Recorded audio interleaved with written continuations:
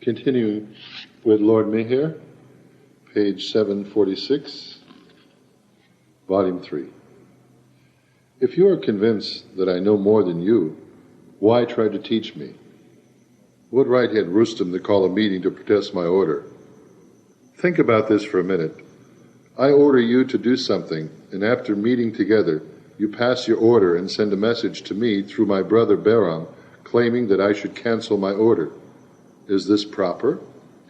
Wanting to do things according to your will and not mine is the way of the world.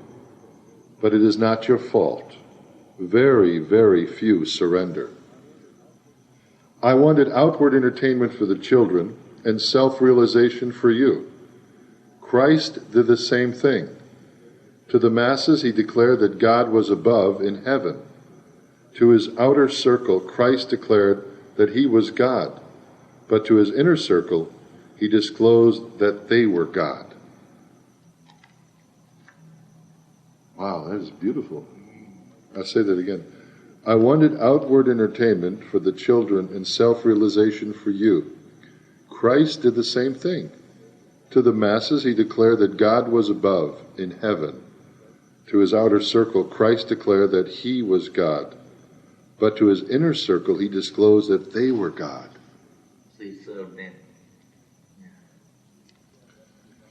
Each man asked for Baba's forgiveness. It was natural for his mandali to feel as they did. But as a result of Baba's work, he freed his close ones from the sanskaric impressions of mechanically observing religious holidays. He made them keenly aware that they had to sever all bindings, religious and social. Poetry from Bao. They were being free to worship the only one, and worshiping him means burning in fire. He is light, and real worship means to become ash. Meher Baba was awakening the desire for this type of worship in the mandali through the medium of these conflicts among themselves. By creating particular situations, Baba gradually awakened the awareness of worshiping only him and following his orders. The Master embraced the religion of love, and through his nazar, a watchful eye and grace, it was automatically born in the mandali. A wandering fakir named Ajmer showed up to take the Master's darshan. Baba instructed him to observe a complete fast every Sunday, to offer namaz 5 times a day, and to repeat Allah 5,001 times each day. But the fakir quietly left Mehrabad the following day without informing anyone. Wherever he had gone before, the fakir was well fed, respected, and he was given money. But in Mehrabad he found the regiment of fasting and the repetition of God's name too strict. It turned out that the man had become a fakir not to be rid of desires, but to fulfill them. Yeah. Some people, yeah. One day, 2 goats wandered away from Arangan and were hit by a passing freight train. Baba sent the mandali to investigate the matter, and they returned with one of the goats whose legs had been broken. It was immediately sent to the hospital for treatment. The other goat was dead, and the village Harijans had carted it off with the intention of butchering it and eating the mutton. Finding out about this, Baba immediately went to Arangan with a few of the men mandali and prevailed upon the Harijans to bury the carcass. He made them promise never to eat such dead animals again. Baba then invited the villagers to Mehrabad and fed them to their heart's content with the Mehrabad food. At Mehrabad, the men and women mandali were permitted to eat only vegetarian food. Eggs were not allowed. Even biscuits or cookies baked with eggs were forbidden. This restriction was to continue for almost 25 years. There is a footnote on this matter in back of the book, page 747. And that footnote says, it was not until after 1949 that the food restraint was gradually relaxed and those who were non-vegetarians were allowed to eat meat at times. Wow, all the way to 1949. On the evening of August 7th, while bhajans were being sung by the blind singer Bihik Kolya, it began raining heavily.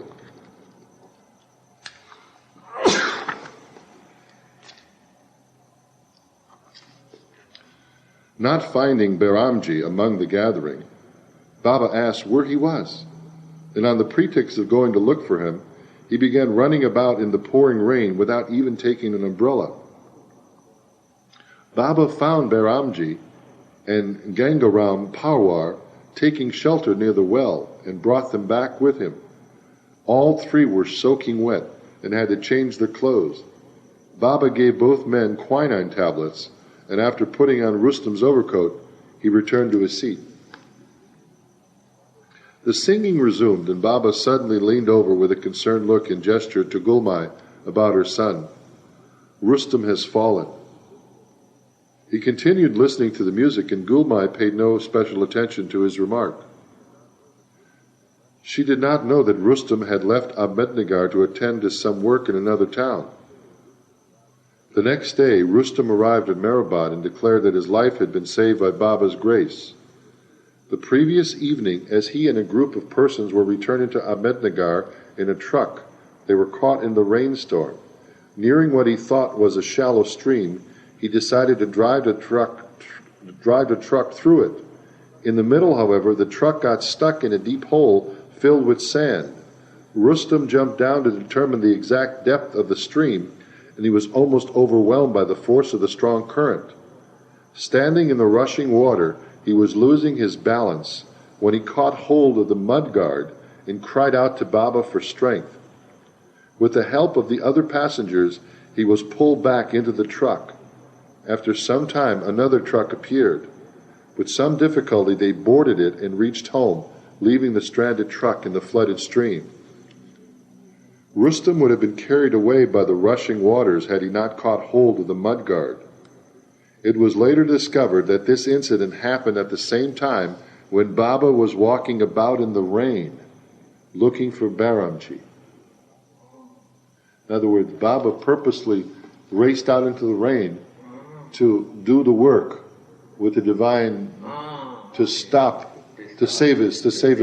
Rustam. Because once he told some people, take the bicycle now, throw it into the well. They says, what? Obey. They took a bicycle, threw it down this well. And at that same moment, there was an accident, auto accident. And the person in the accident was injured but did not die.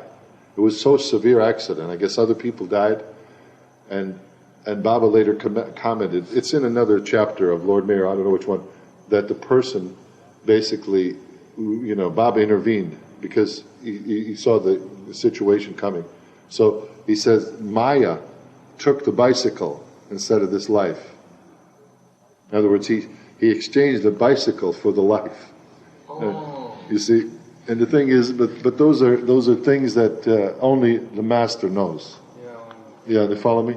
But on our level, it's incomprehensible.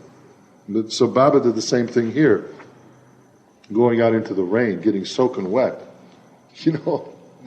And during a discussion about the marriage of two of the Arangan students, Baba gave a brief discourse. If one has good moral conduct and leads a pure life without marrying, it is best because marriage at times creates impediments in one's spiritual life. But the bond of marriage is preferable to leading an immoral, promiscuous lifestyle with its terrible consequences. The bond of marriage should be such that the partners in life never involve themselves with any other man or woman. Here's a picture of Baba under an umbrella, 1925. During this period, a rumor was circulating that Vishnu was guilty of contact with a maid servant, and the Mehrabad court was convened to sit in judgment. The case was tried as in a regular court, and the mandali, acting as judge, noted every detail. The evidence revealed that except for handing the women a letter, Vishnu was innocent of any misconduct. But even this brief casual encounter was an infringement of Baba's orders. Uncertain, Vishnu asked Baba if it were actually a breach of his order, and Baba replied that it was. As a punishment, he directed Vishnu not to bow before him for 11 months, but Baba later pardoned him. On August 17, 1925, one of Meher Baba's 5 masters, Tajuddin Baba, dropped his physical form in Nagpur. A great crowd of over 30,000 people marched through the city in the funeral procession. In contrast, several days passed before Meher Baba mentioned his master's passing. Then on August 22nd, in Tajuddin's honor, Meher Baba asked everyone to bathe first and then gather together in the school. When all had assembled at noon, Baba gave those men who were in the habit of chewing tobacco a little to enjoy, and those who smoked, he gave bidis or cheruts, Indian cigarettes. After a while, to the contrary, he instructed, until sundown, no one should think of either tobacco or cigarettes. To celebrate this strange fast, records of Islamic music were played, and Angel Pleader expounded on passages from Hindu mythology. At 6 o'clock in the evening, Meher Baba personally garlanded first Tajuddin's photograph, and then the photographs of his other masters, Harzat Babajan, Upasni Maharaj, Sai Baba, and Narayan Maharaj. After, sweets were distributed. O Tajuddin Baba, we bow to your love for Merwan. You knew he was the heavenly rose and gave him your crown. And the picture of the Muslim Kitu Tajuddin Baba of Nagpur, born January 17, 1861, died August 17, 1925. Kitu was? Kitu is the same as Sadguru. Oh. Sadguru in Hindu. So he was born? No, he was a perfect master. Tajuddin. Oh, he was God realized. In other words, there are 5 God realized souls on earth at all times. They bring down the Messiah in his given time. These 5 brought Meher Baba down to his authority. So he had 5 teachers. Christ had 5 teachers. One was St. John the Baptist, and there's 4 others I don't know. But every God-man has 5 perfect masters. Right now, there's 5 perfect masters in control between advents of the Messiah. 5 are in control right now. Who they are, I don't know. Until the next Messiah. Exactly. There's 56 God-realized beings on earth at all times. 56. 5 are perfect masters and are totally conscious of their authority. The others, a lot of them, are veiled. They're God-realized. They don't have but they're not veiled. They're God-realized, but they don't have the authority to act like a God, like a perfect master. They don't have the authority to regulate. They do work. They have work to do in the cosmos or in the creation. But the 5 perfect masters are those that have the same authority as the avatar, Messiah, in a given time. And they're working now. There's always 5 in control. I mean, this earth isn't left just like this. They're working now. There's 56 God realized at all times. And of the 56, 5 are perfect masters. The 5 perfect masters, meaning they're God realized, and also they have been able to master their consciousness to come back to conscious human. In other words, they're like the God. In other words, they're like the Christ figure. They both have divine consciousness and human consciousness, so they can function with the authority on the gross level. The other God-realized souls may have God consciousness, but they haven't got the level of functioning to where, they can have authority. They function. These God-realized souls still function on earth, but they don't have They still are not perfect. Right, exactly. And 5 masters become God or something like that? They're God-realized, yeah. They're God-realized. In other words, the 56 are all God-realized. Yeah. But 5 have the authority to they're perfect masters, meaning they have God consciousness and full human consciousness at the same time. Oh.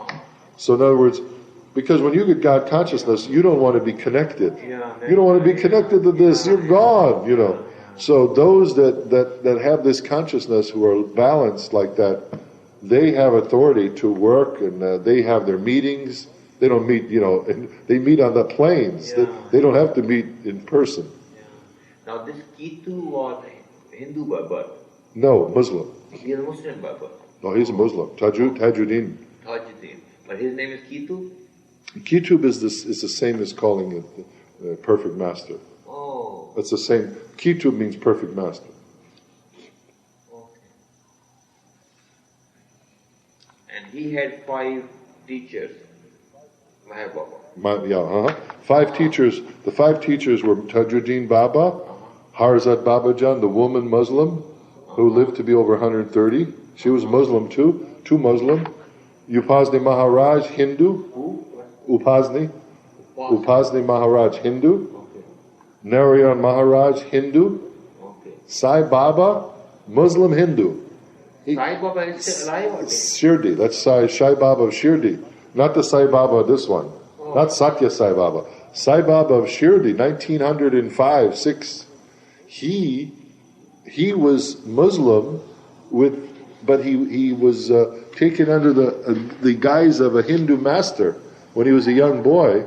So he is now Muslim Hindu. So you see how Baba balanced? Muslim Hindu. Yeah, Baba has 2.5 Muslim, 2.5 Hindu.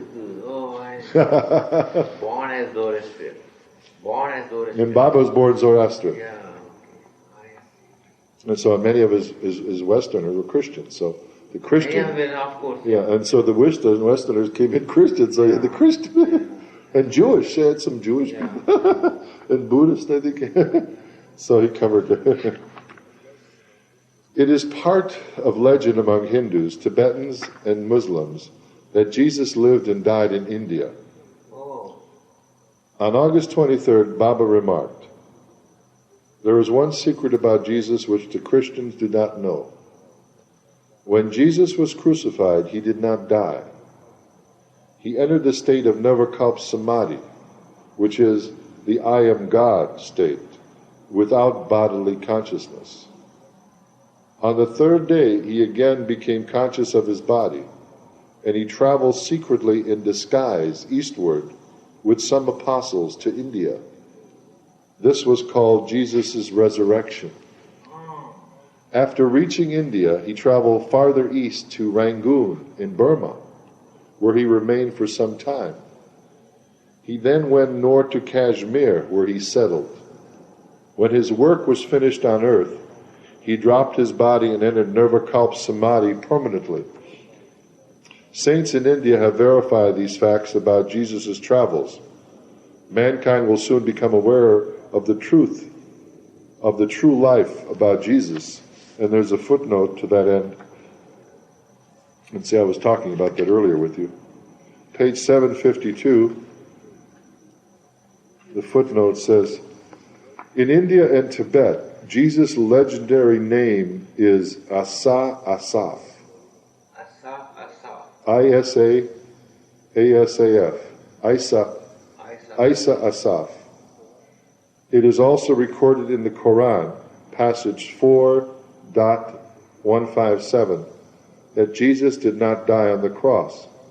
The reader may refer to a scholarly work by Al-Hajj Khawajar Nazir Ahmed entitled Jesus in Heaven on Earth, published in Pakistan." So, we talked about that earlier. The following day, a young Hindu, about 20 years old, appeared in Mehrabad in a peculiar condition. He did not speak, but only smiled. He was very thin, and Baba kept him in the hospital. Later, Baba clarified, he is not mad, but he is a must on the first plane of consciousness. He became the first God-intoxicated person, or as they were called, musts, M-A-S-T, to reside in the Mehrabad ashram, where he remained until his death in 1933. His name was Mastan by Baba, and Gustaji and Sidhu were given the duty of looking after him. The young must had strange habits. If he were given a blanket as a covering, he would unravel it thread by thread and then tie the threads into bundles.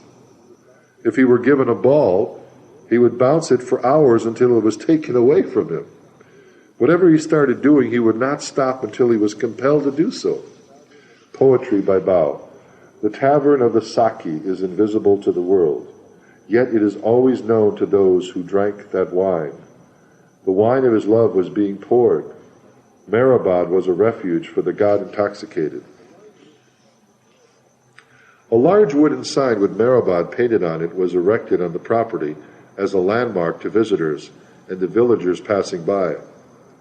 After the sign was posted, Baba ordered a worker named Aritshaw to bathe the destitute wayfarers who came to Mehrabad, explaining to him, "The work in Mehrabad is of cleaning dirt. To make this known, you should bathe the needy outwardly, while I bathe them inwardly. Now that that sign has been erected, people should know what is going on here. By your bathing the poor, they will come to know that the work here is of cleaning away all refuse." Aritshaw was given towels and soap, and he began giving baths to many poor pilgrims, but Baba would invariably find some fault in his work. Baba would seldom be pleased with Aritshaw. Sometimes a piece of soap would remain unused, or the person's body would not be thoroughly washed or dried. One day Aritshaw bathed the man and wiped his body carefully with a towel. This time he was sure that nothing was amiss for Baba to find out with. He proudly took the man to Baba, who examined him. However, Baba found water that had not been dried behind the man's ear, and immediately called Arishaw's attention to it. Aritshaw was dumbfounded, and those destitutes who were given baths were amazed, because they had never had such thorough baths in their lives. Baba's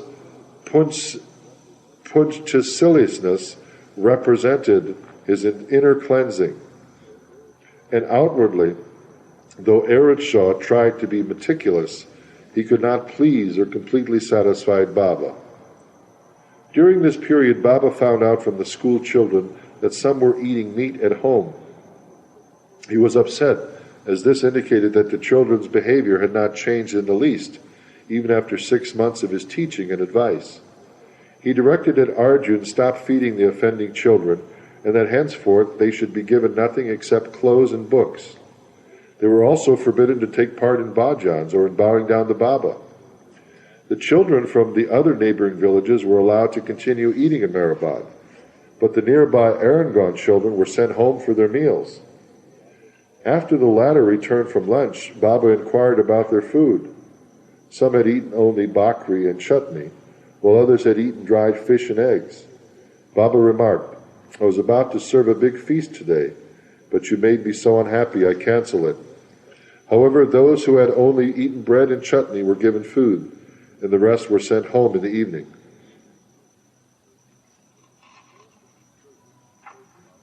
The parents of these children approached Baba later that evening, seeking his forgiveness and entreating him to continue giving food to their children. Baba asked them to swear that they would never serve dried fish, eggs, or meat in their houses without his prior permission. The majority took the oath, and Baba was satisfied that most cooperated with him. In a special function a few days later, he gave the parents of every child new clothes, saris for the women, and dhotis for the men. There's another footnote here about this incident, page 754. The manner by which people in India swear is by touching their throats. This gesture is an indication of honesty.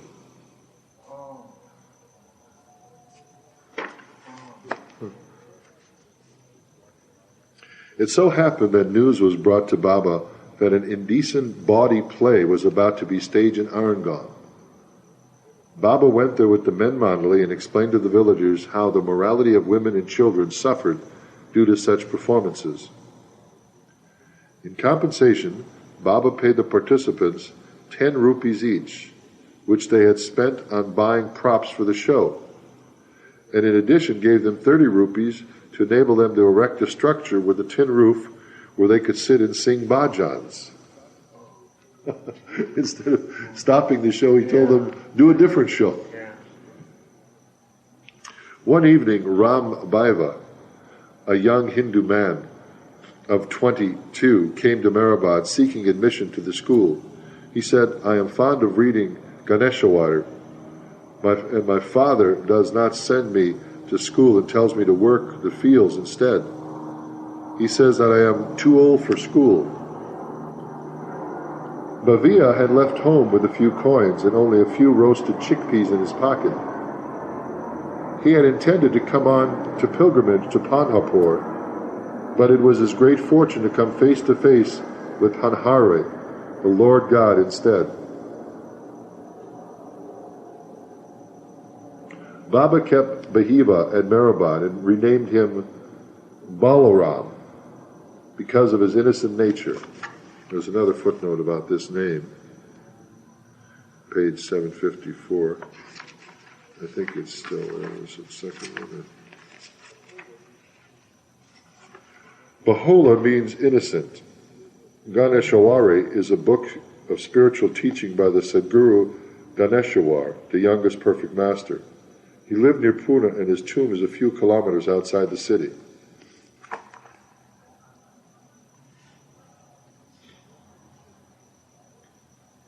After the evening meal, Baba, communicating by gestures, began teaching Bolaram the alphabet, emphasizing to him that he was the first boy in Arangan to be personally instructed by him.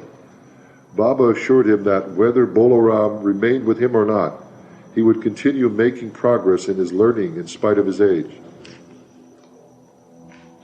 The number of disciples and workers in Mehrabad was rapidly increasing. During the previous few months, the number of men mandali had increased so much that a new residence was built for them. It was a 30-foot square building with a tin roof. In its long hall, Baba allotted in a row a place for each for bedding and trunks, leaving a space in the center where his seat was placed. Baba named a new building Makan-i-Khas, House of the Chosen Ones. On September 4th, the building was ready for occupancy, and a housewarming was held where all were served tea and bhajas, deep-fried vegetable balls. Makan-i-Khas was built opposite the post office building, next to the temporary quarters occupied by the teachers. Dr. Karkal and a few members of the mandali with their families. The post office veranda where some of the mandali had been sleeping was extended and turned into a storeroom for supplies. Gustaji was in charge as a storekeeper and resided in the storeroom. Rustam Kayarani lived with his wife Frani in the family quarters in Arangan, along with Kaka Shahani, his wife and children. Ramju and Gani, who lived near Lanavala, were frequent visitors. Adi Kayarani stayed in Kurushu quarters and would come almost every day with his mother Gulmai. There were two men in Arangan who worked extracting peanut and safflower cooking oils. Once these two villagers came to Baba with the complaint that their relatives were refusing to take part in a wedding feast at their house, because according to Baba's orders, no mutton was to be served. Baba sent Rustam to explain the purpose of this order to the relatives, but they were adamant. Finally, Baba had to go and personally intercede. Only after his intervention did the relatives accept his instructions and participate in the feast of vegetarian food. Many people from distant places throughout India would come to Mehrabad for Baba's darshan.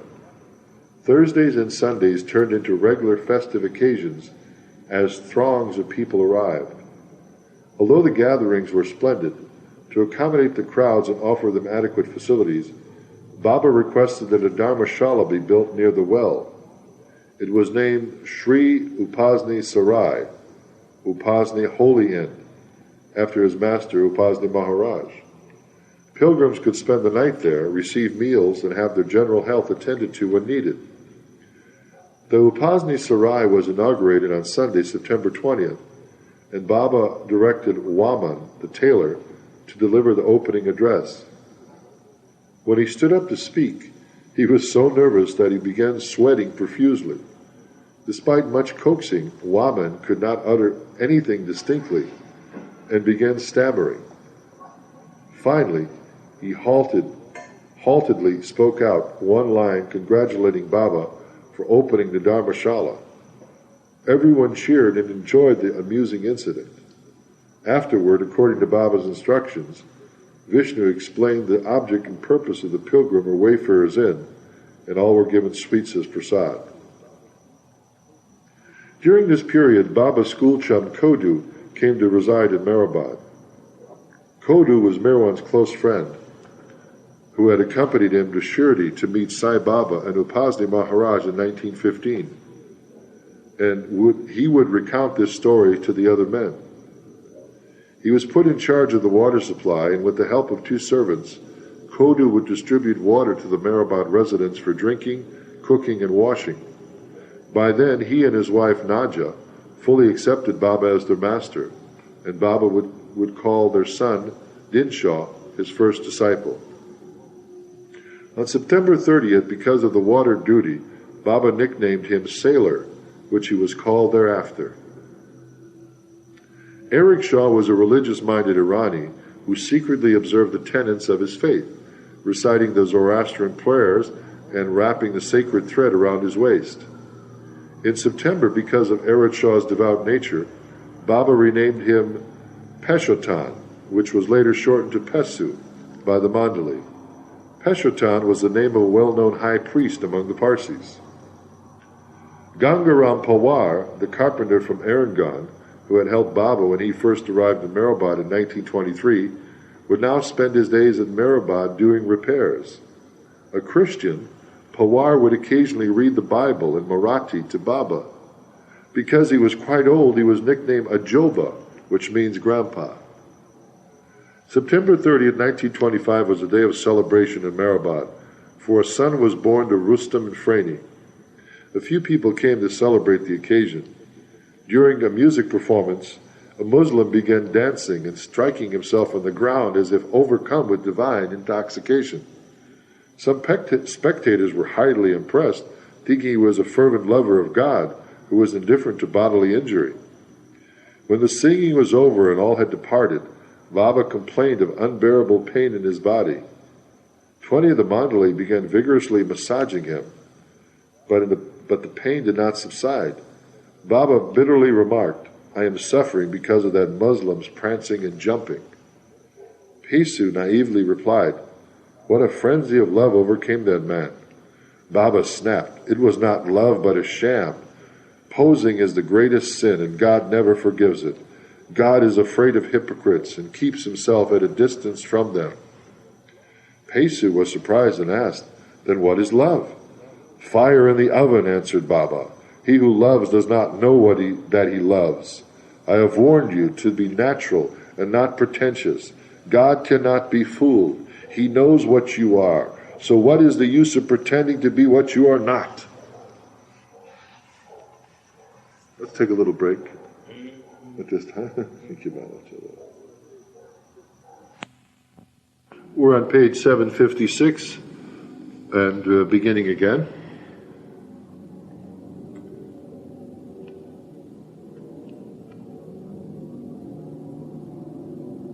On October 1st, 1925, Baba became very displeased with Arjun and declared that he would not set foot in the school as long as the negligence prevailing there did not stop.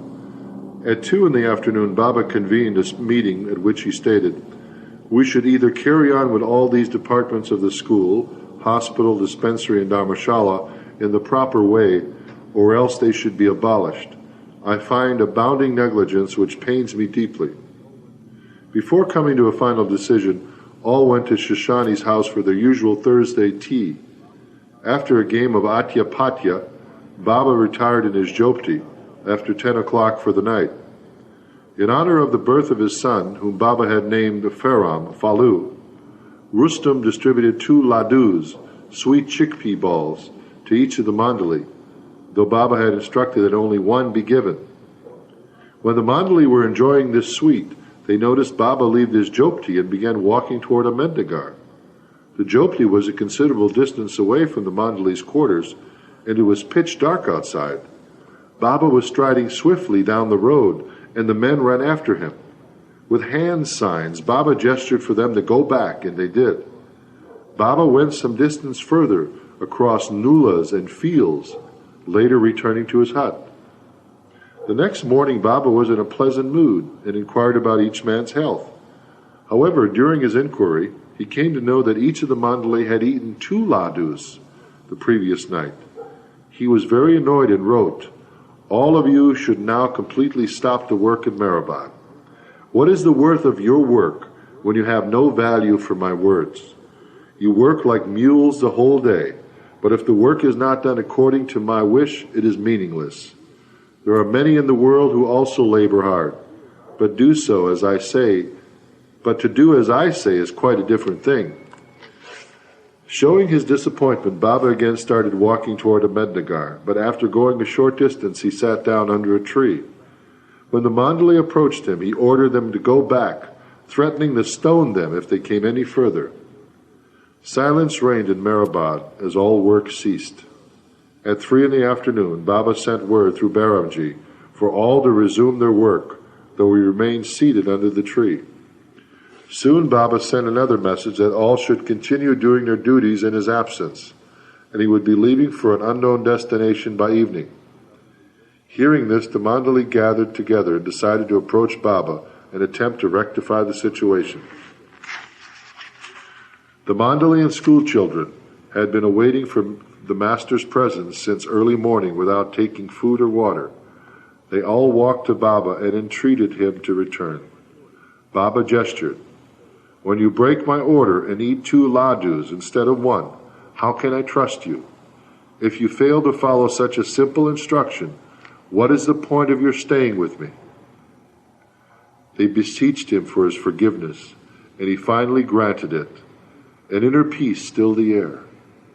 The students began playing the musical instruments they had brought with them and serenaded Baba back to Mehrabad amidst happy laughter.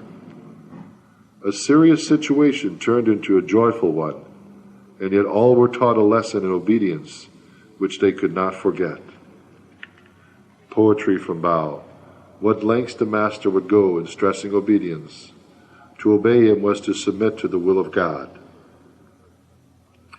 Baba received news on October 7th that the Harajans of Irongon had eaten the flesh of a dead bullock. He immediately closed the school and sent the Irongon students home.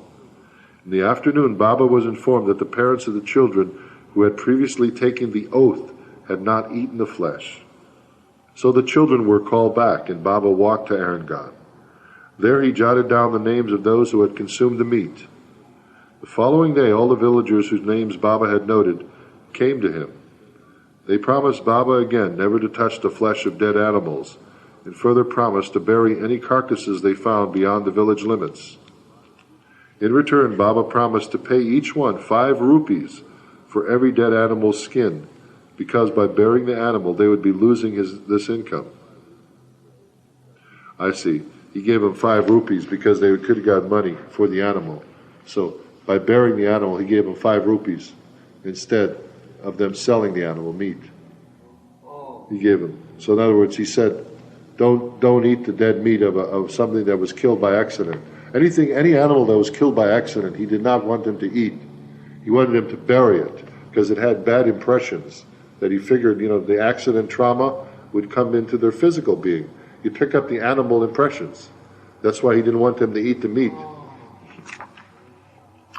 Had Baba not insisted upon burying the animals, the Harajans could have not resisted the temptation of eating the flesh after skinning them. The Master ordered a large table, 4 feet wide and 7 feet high, be constructed by a joba and others according to his specifications. The table cabin was first kept near the post office building, but on October 4th it was moved under the neem tree opposite the Jopti.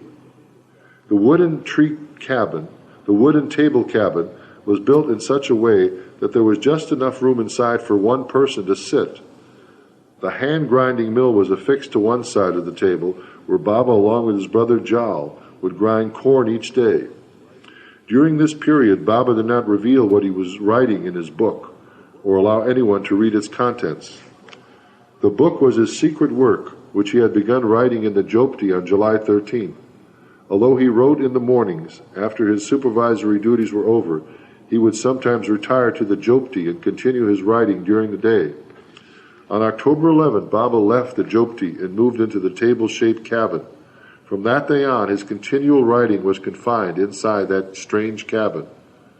When Baba moved into the table cabin, he began fasting, declaring that he would remain only on water and weak tea without milk for an indefinite period. He forbade all to come near his new abode, and he said he would no longer be able to spare time for sports or games. We'll end there. This is that Jopti. That's how big it was. Baba was inside this, looked like a little, almost a tool shed. Small, but it was, you couldn't stand up in it. It was only about, maybe, 5 feet high. He had to, but we'll end tonight on page 759. So next Monday we'll begin on page 760 in volume 3 of Lord Meher, and along with Sam Avatar Meher Baba Ki Jai. Okay. Well, Jai Baba. Hi, Sam. This is Fred Stankus and Sam on the Monday, October 20th, 1997. This is the Lord Meher night, and it's readings from the biography of the Avatar of the Age, Meher Baba, by Bal Kalchuri. And we are volume 3, the years 1925 to 1929, and we are on page 760. And on the top of the page, it shows a picture of Meher Baba playing a game in a field in Marabad during the 1920s. On October 16th, which was actually later on, the beginning of the new life, back in 1949, but a list of 40 to 50 mandali members was drawn up, and Baba ordered them to fast for 24 hours on water and weak tea. Diwali, the Hindu New Year and Festival of Lights, was celebrated the next day. In the morning, Baba distributed sweets to the students and mandali, thus breaking their fast with this prasad. Baba gave the children fireworks, sparklers, and firecrackers, which Gulmai had bought. While the master wore a thin sadra, the women and the men mandali gave him a ceremonial bath, each one pouring a small container of warm water over his chest. Those who had come for Baba's darshan also had the rare privilege to bathe his feet, and a considerable amount of money was spent on perfumes and fragrant soaps. A band played as each one bathed Baba's feet. Although the ceremonial bath was a joy for those pouring the water, it was an agony for Baba, who nevertheless underwent the ordeal to please his lovers. After the bath, puja and arti ceremonies were performed, and selections of the Puranas were read. And there's a footnote as to regarding those Puranas.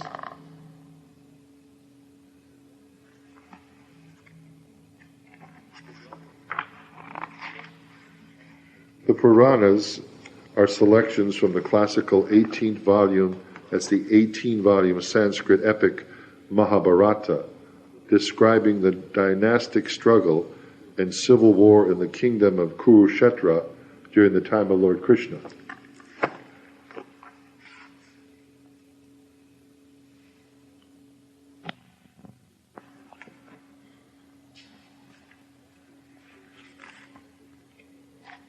After 6 days of fasting on liquids, Baba ate a little food and explained the purpose of his fast. He revealed that it was necessary for special spiritual work and aided him in inverse breathing, which he described as breathing in the opposite way in which normal human beings usually breathe. That afternoon, the mandali were divided into 3 groups. The first was told to fast for 3 months on water and weak tea. the second to fast for 24 hours every Thursday and Sunday, and the third to fast only once a week on Thursdays. During the Diwali program, Baba unexpectedly wanted to hear lectures instead of bhajan singing, and selected 17 men to give speeches. However, several were quite unprepared for this and did not know what to expound upon. They stood before the large audience with blank, embarrassed looks on their faces. Others spoke at length on different matters of everyday life, implying their spiritual significance. 2 hours of lectures were enjoyed, while Baba kept score, giving each speaker a certain amount of points. For 9 months after returning to Mehrabad in January, Baba did not shave. But on October 21st, the barber at Mandali Imam, Gangaram, came from Bombay for Baba's darshan and was allowed to shave him. The laundryman at Mandali Imam, Kashinath, also came the same day. He had broken the master's orders years before, and Baba had warned him that he would contract leprosy if he continued to disobey him. When he arrived at Mehrabad, the Mandali were horrified when they saw that he was now a leper. Kashinath asked Baba's forgiveness for not obeying him even after his warning. Baba indicated that he forgave him. Sobbing, Kashinath pleaded to be cured of the disease. Baba consoled him, "I have forgiven you. After my forgiveness, this disease is now a blessing for you." Kashinath stayed in Mehrabad and lived there for 5 years until he died. Baba loved Bahadur, the low-caste sweeper from Pune, very much. At this time, Bahadur, who wrote beautiful bhajans, was a frequent visitor to Mehrabad. During Baba's stay in the thatched hut in Pune in 1922, Bahadur would compose ghazals and bhajans and sing them to Baba, and now at Mehrabad he continued to sing before the master.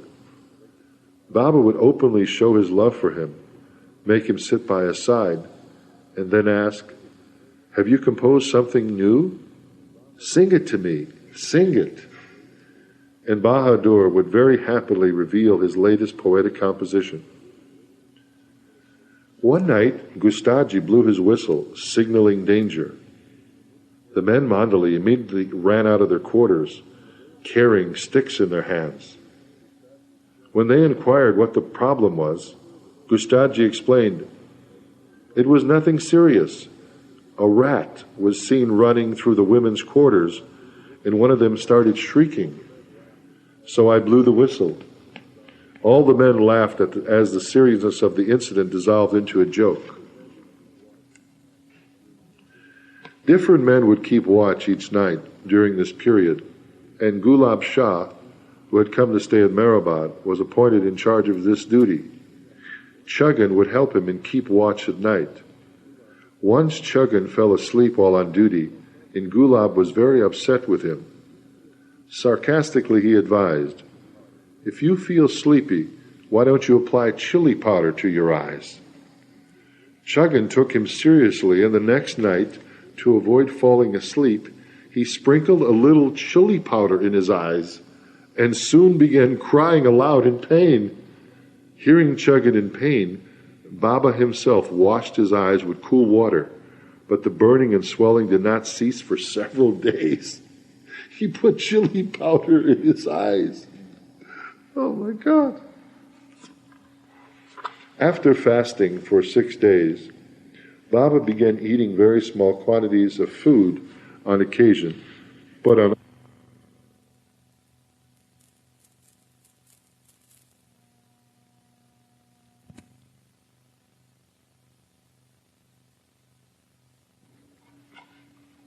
page 762. After fasting for 6 days, Baba began eating very small quantities of food on occasion, but on other days he ate nothing. In the morning he would remain aloof from others, preoccupied with writing his book inside the table cabin. At night, when everyone was asleep, he would continue writing on the veranda of the Harzad Babajan school, using a kerosene lantern on a small portable desk. And there is a footnote about this on page 762. The desk on which Meher Baba wrote his book is now kept in the museum at Mehrabad. Any of the mandali who rose in the middle of the night to urinate would see Baba sitting alone by the school, absorbed with his thoughts and writing. During this period, a wealthy newspaper publisher came for Baba's darshan. He was so impressed with the work being done at Mehrabad that he offered financial assistance to Baba to support his activities. Declining his offer, Baba wrote on his slate, "I am a fakir, so what have I to do with money? God is enough for me." Baba made it clear that he would not accept any money from him.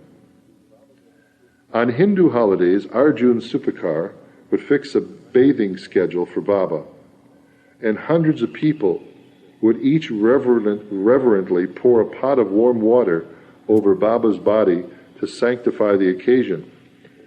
October 31st was the day of the full moon, and Arjun arranged a ceremonial bath for Baba. After it was over, Baba warned Arjun, "Don't force me to go through this bathing ceremony again. I will catch a cold and cough." In early November 1925, villagers from neighboring areas approached Baba with a request for rain, as there was a scarcity of drinking water and a danger that their autumn crops might fail due to the prolonged drought. Baba advised them to be patient.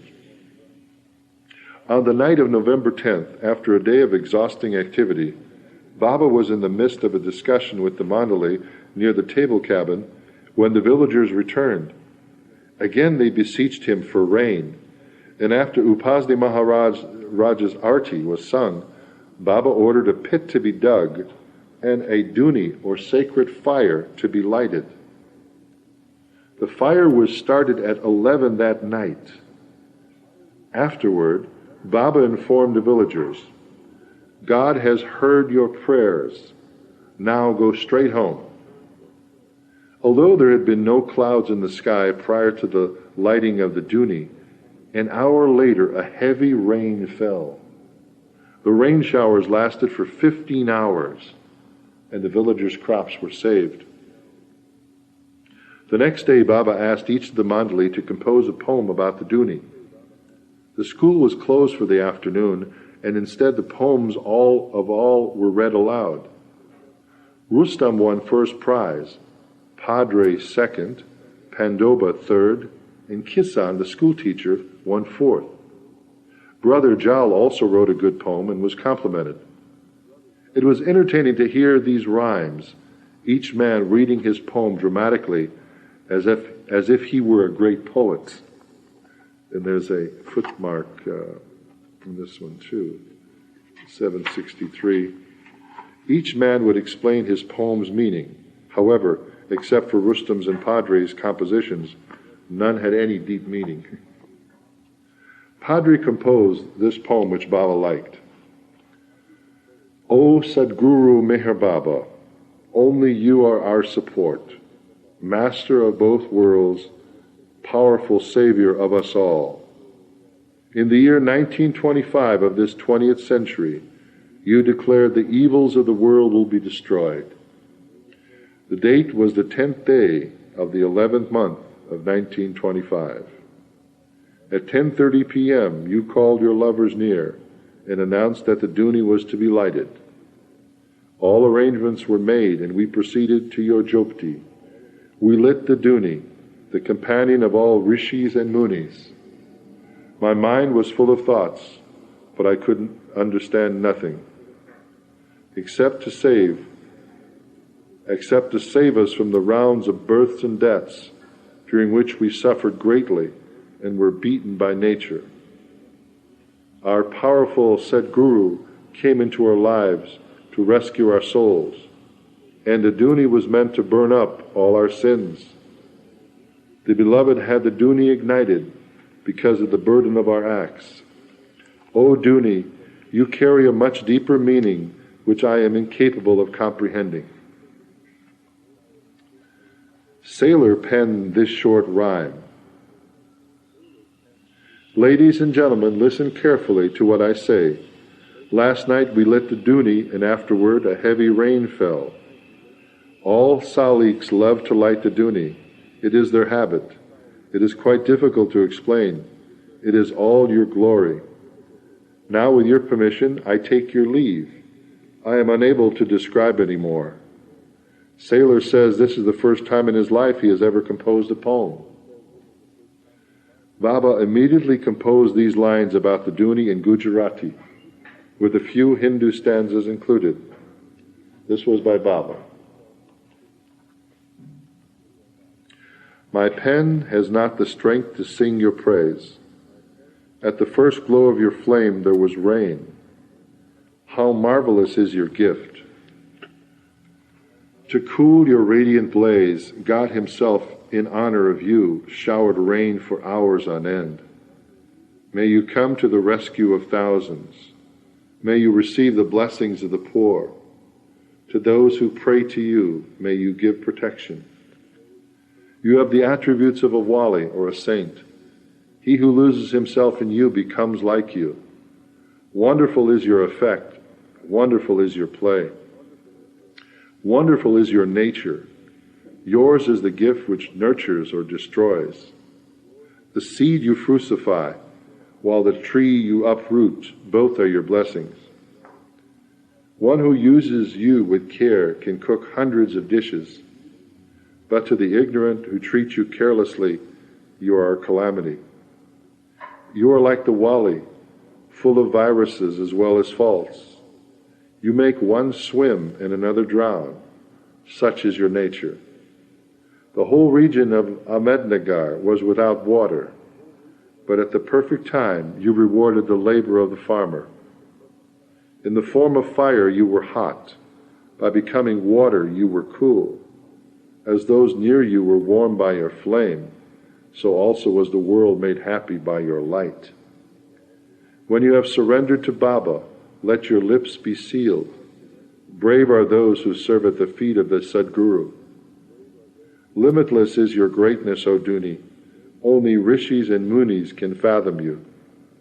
You made Bairam sleep and the sky weep. Your warmth melted the heavens, wetting my sadra. You are the real servant of the Sadguru. Stay near him always. Difficult was it to live in the heat of the famine, and it made you sweat. You are the true slave of the Master, a fiery rod in my cool hands. After this reading was over, Masaji narrated what had happened to him the previous night. He was on watch with Baba and was sitting by him near the duni before the rain started. He felt drowsy and dozed off for a moment. Meanwhile, his scarf fell into the duni's flames. Baba clapped loudly a few times, and Masaji awakened to find his scarf on fire. He yanked it out of the duni and extinguished the flames. Baba then forbade him to sit near the duni and warned him to stay awake while on night watch. From the time the Master occupied the thatched hut in Pune in 1922, he would always have a watchman near him during the night, and he continued this practice throughout his life. In Pune during 1922, Bailey and Arjun would be on watch. In 1923 at Mandali Meme in Bombay, Ghani and Pendu were assigned this duty. And during this period in Mehrabad, it was usually Masaji or Padre who were the watchmen. Baba would sit inside the small table cabin to write his book, but when meetings were held with the Mandali, he would go to Makani Kaz, or to the school veranda. From November 16th, a new seat for the receiving people was selected according to his orders. It was between the table cabin and the duni, where Baba would sit after he finished writing. Baba informed the Mandali of his new schedule starting from November 18th. The schedule was as follows: from 8 a.m. to 12 noon, writing of the book in the cabin of the table. During these hours, all are forbidden to approach the neem tree by the side of the table cabin. From 12 noon to 4 p.m., inspecting of different departments, inquiries and advice. All connected with the relative departments should be frank with Baba about their difficulties. From 4 p.m. to midnight, giving darshan to outsiders while sitting at the new seat, near the Duni. Baba again cautioned the mandali not to leave him under any circumstances. He further indicated that even if he were to remain near the Duni for the whole day, they should continue doing their work as usual. Baba warned them openly, "That terrible time may soon come and soon approach when I remain in one place and you will become restless to leave me. Although I will tell you to stay and prevail upon you by emphasizing the importance of your being with me, many of you will leave me. Do not let this dishearten you. Take my name sincerely and always do your utmost not to let go of your hold on my feet. I will see to the rest." The next day, Baba ordered Baramji and Rustam to go on a partial fast from November 20th onward, not eating or drinking anything during the day, but eating as much as they liked at night. They were permitted to drink a cup and a half of milk at 11:30 a.m., but then nothing was to be ingested until their evening meal, not even water. On November 22nd, a great crowd came to Mehrabad for the Master's darshan. Every Thursday and Sunday there was a mass darshan, and flower and tea stalls would be set up by the side of the road to cater to the crowds. On this day, Ramju, Ghani, Sadashi Patel, and Sayyad Sahib arrived. Sayyad had brought an unknown qawwali singer with him, but when the man was before Baba, he confessed his inability to sing. Nevertheless, he had the nerve to request in broken English that Baba give him a harmonium box. Sayyad was upset with the rogue, for he had paid his full fee and brought him all the way to Mehrabad from Nasik solely to entertain Baba. Sayyad expressed his disappointment, but Baba prevented him from scolding the fellow and promised the man he would be given a harmonium box. Later in a poetic manner, Baba remarked to the mandali, "By powdering charcoal, its color is not changed. In the same way, whether a man be good or bad, his nature never changes." The darshan program ended at 8:30 that evening. Since there was no means of public transportation available, people shouldered their belongings and started walking to the train station. A harmonium was presented to the so-called qawwali singer, and he again demonstrated his nerve by asking Baba for a coolie to carry it. Baba provided two of the mandali, first ordering them to secretly remove the harmonium from the box. The mandali lifted the empty box, pretending that it was heavy. They walked 5 miles to the railroad station carrying the box and placed it in the train compartment. When the man was settled in the train and opened the box, he was shocked to find it empty. He had asked for a harmonium box, and he got literally that. The next day, Baba presented a blind singer named Salah Ram with the expensive harmonium as his prasad. November 27th was Padre's birthday, and Baba garlanded and caressed him. The number of people coming for the Master's darshan increased to such an extent that seating at the programs became a problem. In response, Baba selected a spot near the post office and gave instructions to erect a large hall, 96 feet long and 66 feet wide. Named after his master Sai Baba of Shirdi, it was called Sai Dabar, Sai's Court. Meher Baba laid the foundation for it on Sunday, November 29th, in the presence of thousands who had come for his darshan. Built under Ajoba's supervision, Sai Dabar was made of bamboo matting and corrugated iron sheets. At one end, the stage was constructed for performances. The large building was completed on December 30th, and Baba began giving darshan inside it during large functions and celebrations. Later, the last part of his book was written in Sai Dabar. By this time, there were 500 people living in Mehrabad, and a new kitchen was built in order to accommodate their meals. It was officially opened with an inauguration ceremony on November 30th, when Baba himself lit a puja lamp to celebrate the occasion. During the function, Salah Ram sang bhajans while sweets and tea were served. Food was prepared separately for the Hindus. They were so strict that no one of another caste or religion was even allowed to touch their drinking water.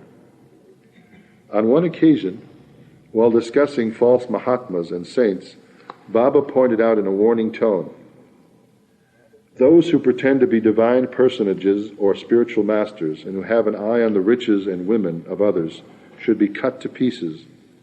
There is no sin in doing it. On the contrary, by such a devout act, innocent people are saved from their clutches. On November 9th, it was reported in a newspaper that Mahatma Gandhi was in search of a guru. This prompted Baba to remark, Gandhi will one day be perfect, but before becoming perfect, he will have to take 3 more births. On the evening of December 11th, Baba walked up Mehrabad Hill with the mandali to have a picnic supper near the water tank. As the amount of vegetables was insufficient, Baba later berated the women mandali who had done the cooking. He then directed Parvati, the guardian of the leper ashram in Mehrabad, to slap her as a further punishment.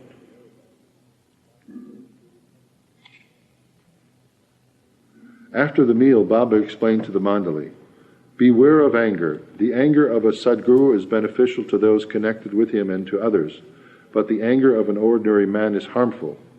Remain on an equal level of love with all those who come from our darshan. Feel that you are one with them, regardless of caste or religion. If someone speaks angrily with you, be humble with him. If humility does not affect him, then you should touch his feet. One should be a crow or a swan, but not a heron, which is white on the outside but black on the inside. Also, always be at a distance from the riches and women of other men. Continuing, Baba revealed, my real form is indescribable. When I speak, a few will experience it from within. At that time, my outward form will resemble the forms of Christ, Mohammed, Buddha, Krishna, Ram, and Zarathustra. They all had my face and hair. You do not have the slightest idea of how I suffer in my physical form. Even on an empty stomach, I remain active and work on the book I am writing for 3 to 4 hours at a stretch, which makes my back ache. Yet I have nothing left to achieve for myself. My aim is achieved. My present suffering, fast, and seclusions are for the benefit of others. The majority of you have experienced this benefit. 2 tea stalls made of bamboo and gunny sacks were built to serve the increasing crowds coming to Mehrabad every day. Sitaram Bua of Arangan managed one of the stalls and another villager the other. Rambau Mali operated a flower stall for people wishing to purchase garlands, and one man from Aragon opened a stall to sell snacks of parched rice and chickpea grams. One day Baba visited Sitaram's cafe to inaugurate it and asked the mandali to have tea. But there were so many people in Baba's party and so many already seated in the cafe that all of the mandali could not be served. So Baba went to the other tea shop where the rest of the mandali were given 1 cup each, served and broken in chipped cups and saucers. Despite the poverty of the humble shops, Baba, in good humor, regally christened these stalls the Raj Mahal and Taj Mahal hotels. As mentioned earlier, when the new kitchen was opened in Mehrabad, Baba lit a ceremonial lamp to celebrate the occasion. But there was a deeper significance to this action than was apparent at the time. Pandoba, one of the teachers at the school, was a Brahmin, and for several days he had been asking for Baba's permission to eat with people of the other castes. Baba would always advise him to act in accordance with the tenets of his religion, which specified non-mixing with others who were not Brahmins. On December 12th, Pandoba again asked for Baba's consent, which was given this time. Baba informed him, I myself have shouldered your responsibility. Pandoba was the first among the Hindus to abandon the strict orthodoxy of religion and fully embrace the oneness Baba had been emphasizing. Baba asked the mandali to keep awake until midnight on December 24th, Christmas Eve. The time was spent in an entertaining way, with each one delivering a speech about Jesus the Christ. The last speaker was Ajoba, who dramatically entered the gathering, dressed in a long white robe and carrying an 8-foot wooden cross. He delivered a stirring speech about Jesus' crucifixion, and the boys sang Christian hymns afterwards. It was a rare occasion that Christmas was observed on December 25th, 1925.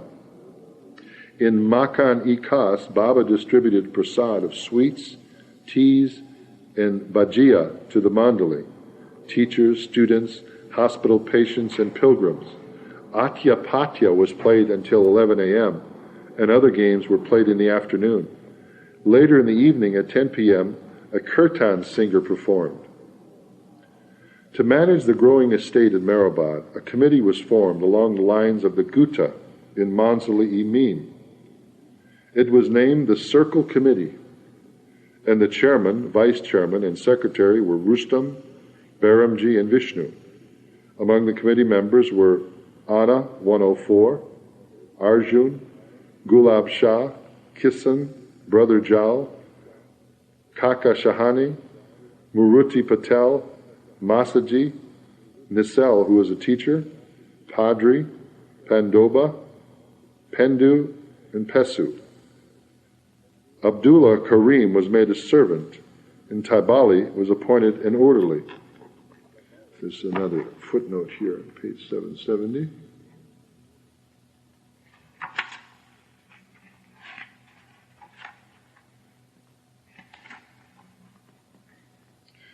To the general public, the mandali would refer to Meher Baba as...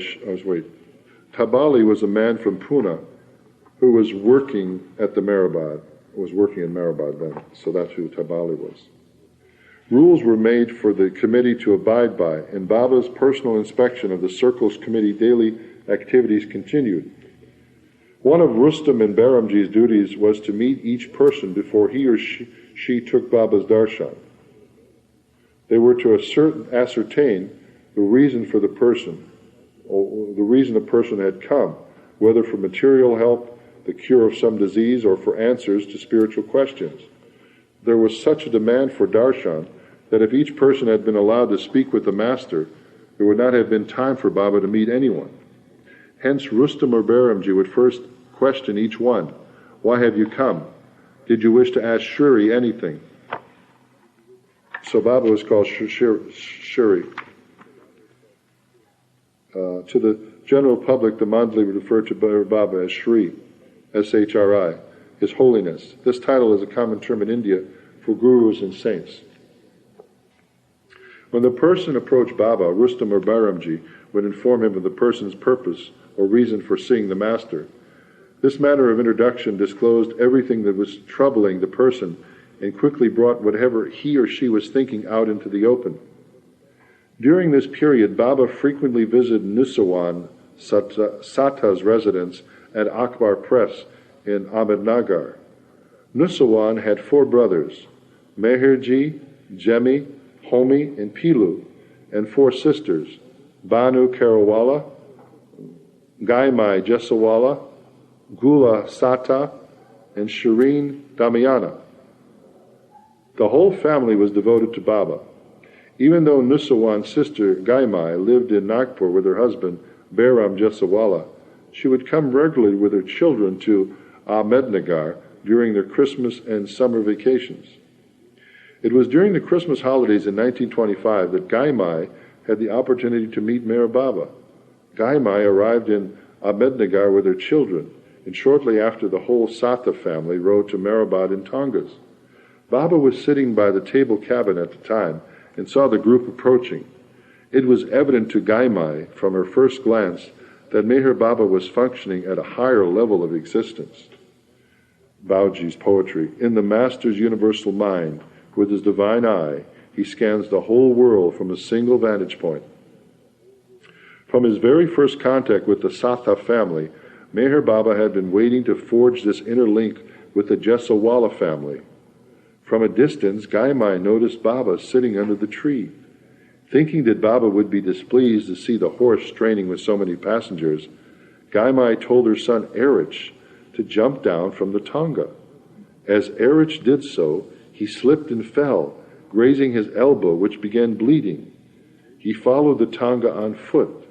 As he approached, Baba asked him about his injury. Baba applied ash from the duni to his elbow and wrapped it with his own handkerchief. He patted Erich on the head, kissed him, and held him in his lap, his kindness capturing Erich's heart forever.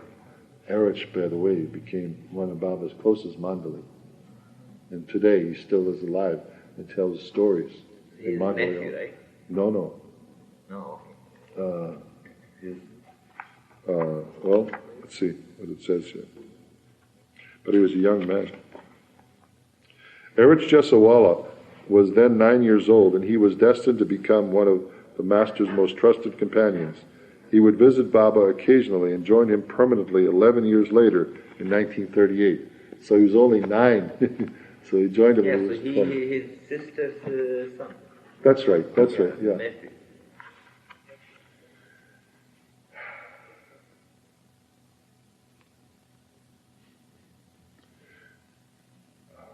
Well, he wasn't.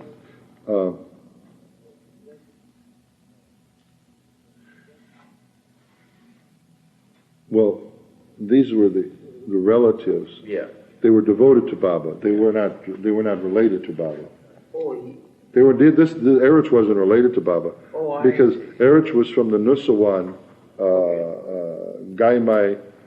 She was one of the Nusawan family who ran Akbar Press in Ahmednagar. No, but they were connected with they were a family group, but they were not related to Baba. I mean, they were related to themselves. Turning to the Satha sisters, Baba gave a rose to Banu Masi to eat as prasad. He asked Gula Masi, "How many brothers do you have?" When she replied that she had 5, Baba remarked, "I am your 6th brother." Here's a picture of Erich when he was young. He's so, isn't he beautiful? Huh?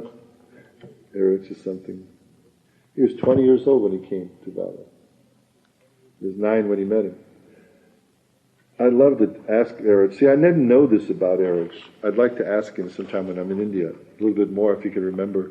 Oh, You have met him? Well, no, I've met Erich many times, but I never knew how Erich met Baba when he was 9.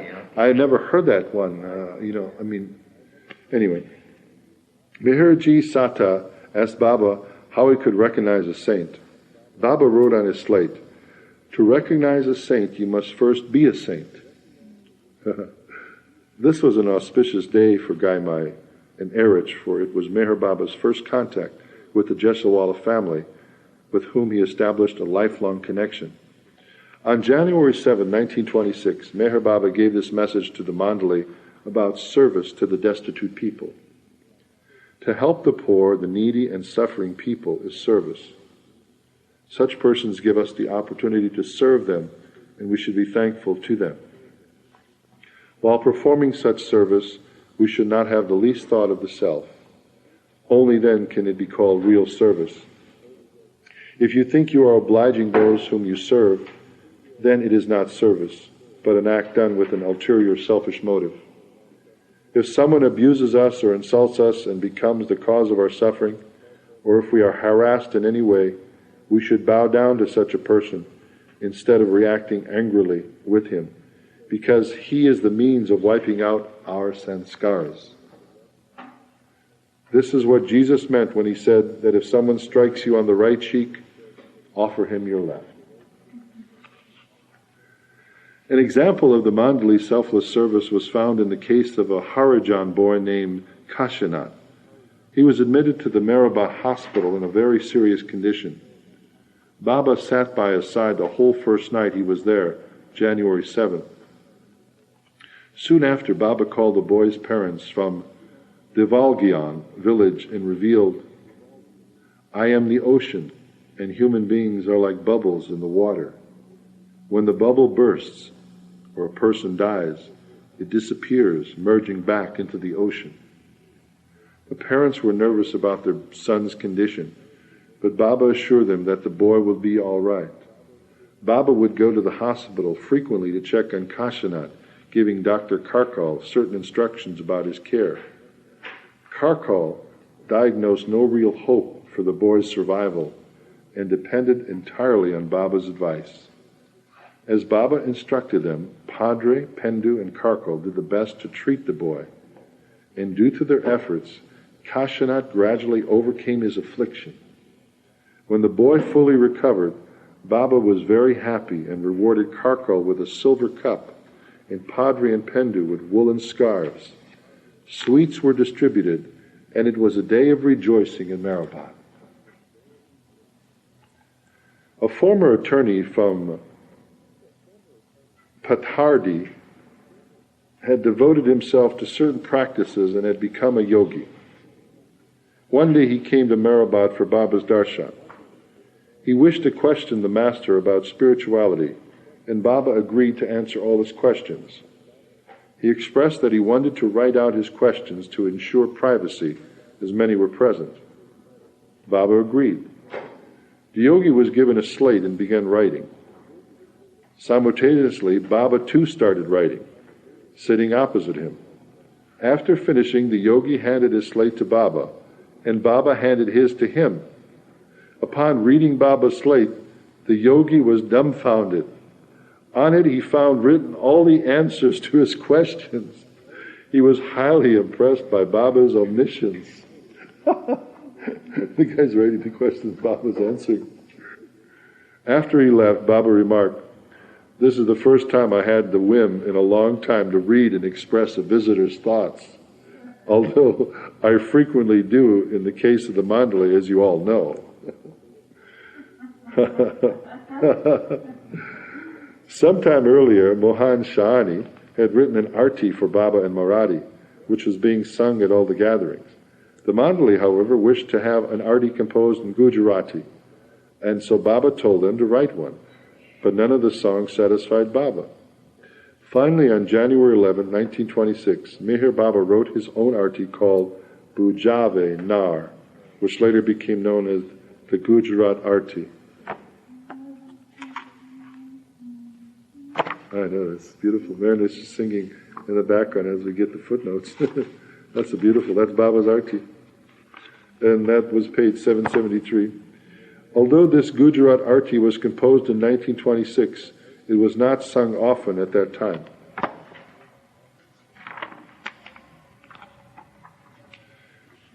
And this is from Bauji, a poem. O God, command that the fire of ignorance be extinguished. Bestow upon your lovers the light of faith for which they long. O Master Meher Baba, we lay our heads at your feet. O Meher Baba, you are the one who knows the original state of God. You are the Lord of truth. You are the lover and the beloved in one. You are the torrent of infinite knowledge and the ocean of oneness. O beloved, bestow upon us seekers the knowledge of Izad. For you, Paratma, are omniscient, divine knowledge itself. Intoxicate us by making us drink from the cup of love divine. O Saki, promise us a cup of wine. We offer our lives in sacrifice to you. Our ship flounders in mid-ocean. Only if you steer can we remain afloat. O Meher Baba, you are our captain and protector. So we take a little break now. We have some new guests. So some new guys may come? Yeah, I think somebody's coming. Check out. Okay, we'll begin in Lord Meher, Volume 3. We'll continue tonight. This is the 20th of October, and we took a little intermission there. And now Kathy has joined us, along with Samia, and Mayor Noosh has been in the center here, working very busy cleaning. So it's a beautiful Monday night. It's now about almost 8 o'clock. But this is page 775, Volume 3, Lord Meher. From time to time, wild rumors would spread about the Master. On January 23rd, Angle Pleader, Bao Sahib Wajari, and a few devotees from Ahmednagar came to Mehrabad, having heard a rumor that Meher Baba had died or been killed. Hearing their concern, Baba remarked, "Even if the heavens and earth should come together for that purpose, I am not going to give up my body for the next 26 years. Oh my God. After that, whether I drop my body or not will depend upon my wish. But I shall not keep a connection with this body after I am 90. So, I don't know if that 90 has significance or not. Baba lived to be 74. He'd have been 75. Now is the 90, what was 90 now or no? Oh, way over. Way over. Oh, Baba's 103. He was born in 1894, so it's 1997, 103, going on 104. At the same time, another rumor was circulating in Pune that Meher Baba was under arrest and would shortly be sent to prison. Hearing this, Baba's mother arrived in Mehrabad that very night. His father, too, was anxious and spent a sleepless night chanting the name of Yazdan, his father, Zoroaster. When Shireen found her favorite son safe and in good health, she sent a telegram to her husband, Shariat. Shireen had to face fierce opposition from the Irani and Parsi communities of Pune, who would constantly harass her about her son. They claimed that Merwan had gone mad and become a false saint, deceiving people. They spread vicious rumors about Baba to torment Shireen, but because of her strong character, she never once faltered or bowed before such opposition. Years before, Meher Baba had visited a man named Mulag, who lived in Kirki, a suburb of Pune. This man became a partner in 4 of the toddy shops which Shariat owned. That's Baba's father. And there's a footnote on that page 775. It is said that Shariat once owned as many as 15 toddy shops in Pune. Near the end of his life, more than 30 years later, Mulag was to repent for defrauding Baba's father. This Mulag character was involved with his father and defrauded him. 15 shops. 15 shops. You know what a toddy shop is? Yeah, Baba It serves palm leaf liquor. It's liquor made from palm trees. Very strong. Palm liquor. Baba used to help his father with the toddy shops, but Baba would always encourage the patrons, drink a little bit only, don't get too drunk. He had 15 shops. 50, his father. 15 shops. That was his business. Yeah, but that's amazing. That's a lot of shops. Just a lot of business. It's like 7-Eleven. Yeah, it's like 7-Eleven. Shariat was a guileless man and fully trusted Mulag. One day Mulag called Shariat to his house and told him, "You are old. Why don't you allow me to look after the toddy shops?" I think Moni told us the story. Yeah. Wouldn't this be better for you? But if you agree, you must give your consent in writing, assigning responsibility to me. I have also purchased some additional acres of trees, and the deeds require your signature. Shariat was ready to stop working by this time. Mulag brought a contract which he told Shariat to sign. The details in the contract were blank, but Mulag said he would fill in all that was required after consulting an attorney. Trusting him, Shariat did as he was asked. Loving heart. Mulag, but you know what, it amazes you, because you sometimes say, Baba's father, Baba is God, and he could intervene. He could have said, I'm going to show them. But yet you see how so you see no one is immune from things in the world, of the world. You must surrender to anything. Exactly. Because a lot of times people want miracles. You hear a lot of people pray for protection in their business and all this. Baba tells you to be practical. Exactly. Be practical. Oh, you want to sit this? Yeah, that is very Maybe, but if I turn it off, the whole thing Oh, will you cannot see it. no. Okay. That's okay. Oh, you want to sit on this side? This is not complicated. That's okay. You don't mind? Yeah, I don't mind. Yeah. Mulag proved to be a treacherous fellow and completed the document with false statements. After some time, he claimed to have become the owner of all 4 toddy shops and produced a signed contract to prove it. The case was taken to court and dragged on for several years. Shireen was overwrought and consulted an attorney. He would tell Shireen what to say in court, and she, in turn, would make Shariat memorize the attorney's advice. Because poor Shariat, he was just all heart. The attorney would say, please say these words when you're asked. The attorney told Shariat to tell the court simply that the signature on the contract was not his, but he refused to lie. Eventually, the case was lost, and except for their house and a little money, Meher Baba's parents were defrauded of the business they rightfully owned. They lost everything.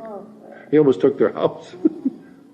Shariat tried to console Shireen by saying, Mulag will have to repay the debt in his future births. Shireen sardonically replied, but I won't be there then to tell. Shariat was resigned to the will of God and was not a vengeful man.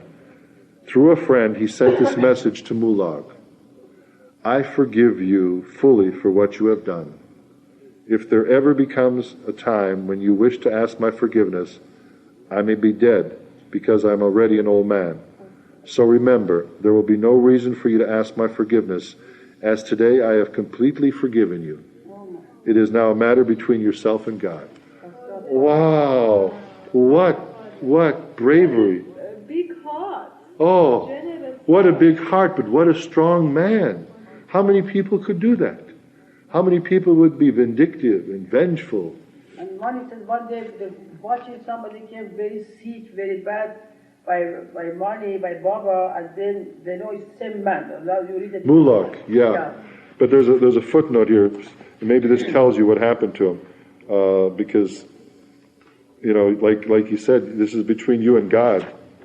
Actually, that would be a strong thing to say to somebody. If you were bitter and to say I forgive you, but you have to mean it though. You can't do it like a parrot.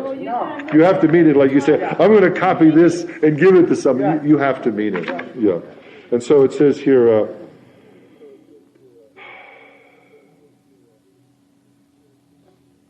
No, it doesn't. This is a different footnote. I don't know why they put a footnote there. Anyway. On January 28, 1926, Harzad Babajan's birthday was celebrated. Plans were already being made to celebrate Meher Baba's birthday on February 18th. On February 3rd, a mechanical pump was installed to the well so that the water would be provided more easily. Baba had stated, as far as possible, fix it today. If not, throw it away. The old hand pump was to be repaired, but the mason unexpectedly left for Ahmednagar.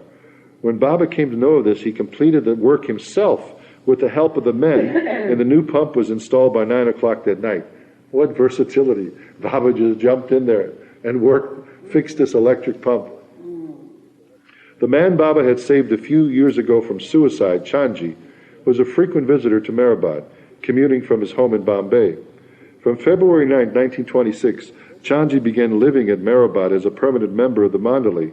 Under Chanji's direction, Vishnu rehearsed the mandali for a play about King Shivaji for Baba's birthday.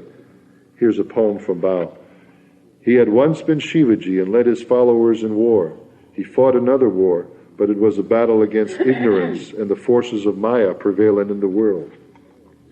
The next day, Shireen with her small daughter Mani arrived in advance for Baba's birthday celebration. The pace of the activities in Mehrabad noticeably quickened in the excitement of the upcoming event. On February 13th, Baba gave instructions for a small cabin, 6 feet by 5 feet by 5.5 feet, to be built on the stage of Sai Dabar, which was this big, dharmashala that he had built, and it was named after Sai Baba, Sai Dabar, indicating that it must be completed by the time of the birthday celebration. When it was still not finished by February 17th, Baba sat with Ajoba until midnight to make sure the work was completed. With festoons, potted palms, flowers, and garlands, all structures such as the Jopti, the table cabin, the Duni, Upasni Sarai, Sai Dabar, and the water reservoir on Mehrabad Hill were beautifully decorated for Baba's 32nd birthday. Hundreds had already come the day before from different places. Beginning early in the morning of February 18th, thousands more who traveled by bus, truck, car, tonga, and bullock cart arrived, forming a sea of humanity at Mehrabad. So can you imagine, way back in 1926, 27, there was such celebrations going on? This was 70 years ago. The arrangements concerning food and lodging for the guests, which Baba had insisted the mandali take care of several days before, were found to be quite satisfactory. That is sure a good lesson for us. Like Baba always insisted that guests and arrangements be perfect, food, accommodations. So, when we work in the center here, we should have that same feeling for our guests and friends, because Baba would want it that way. He also wants to do your best. Do your best. Be happy. That's exactly right. If there is a lack of doing your best, that means it's ignorance. we are ignoring Baba's. Right. You know, that's very good. That's so true. I mean, if people don't even try, We should. that's like, that is like dumb. Right. At 8 o'clock that morning, the women mandali gave a ceremonial bath to the master, and the men did the same afterward. All were allowed to pour a small pot of water, warm water, over Baba's chest, and thus thousands of liters of water were showered upon him, and a great number of people touched his delicate flower-like body. A village band played spirited rural music as the bath was given. By this time, the gathering was so large that when the bath was being given, the mandali found it difficult to control the crowd. People were watching this. The mandali surrounded Baba on all sides and tried to prevent a stampede. The ceremonial bath was stopped after 1 hour, which disappointed many who had not had their turn. So people were lined up. Right. Still surrounded by the mandali, Baba was taken to Sai Dabar, where he sat inside the box-like cabin. He had a cabin built within this dharmashala. We didn't see that? No, it's torn down now. It's all. But the thing is, what's amazing is they said thousands of liters of water were poured on him. So people kept coming by, pouring water. And he would do it as his gesture to allow them to get his nazar. I mean, he was doing it for them. You know, not they were doing it for him. Could you imagine getting all this water poured on you? After a while, I think you'd say, please stop. You know, Right. he would put up with it. Yeah. Just like when you ever see him having people touch his feet. Right. Thousands. Yeah. Women putting oil and flowers and right, kissing right. and I mean and he would just constantly. Yeah. Bao says, the rays of his divine halo shone everywhere, illuminating the hearts and minds of those present. Angle Pleader read from the Puranas and gave a short speech on Baba's life and mission. Red powder was thrown in the air, and Baba was covered with heaps of flowers. Garlands piled one on top of the other encircled his body and seat. Afterwards, Baba's arti was sung, and thousands were served at the feast. After the feast, thousands bowed to Baba as he gave darshan for hours. At 6 o'clock, a long procession was formed at Sai Dabar, which extended to the reservoir on top of Mehrabad Hill. Baba was taken up the hill in a palanquin. Near the water tank, the women, led by Gulmai, performed Baba's arti and worship ceremonies. While returning, Baba got down from the palanquin and walked to Arangon village. He visited Shashani's house, where his arti was sung again. He then returned to Sai Dabar and sat in the small cabin where darshan was resumed, lasting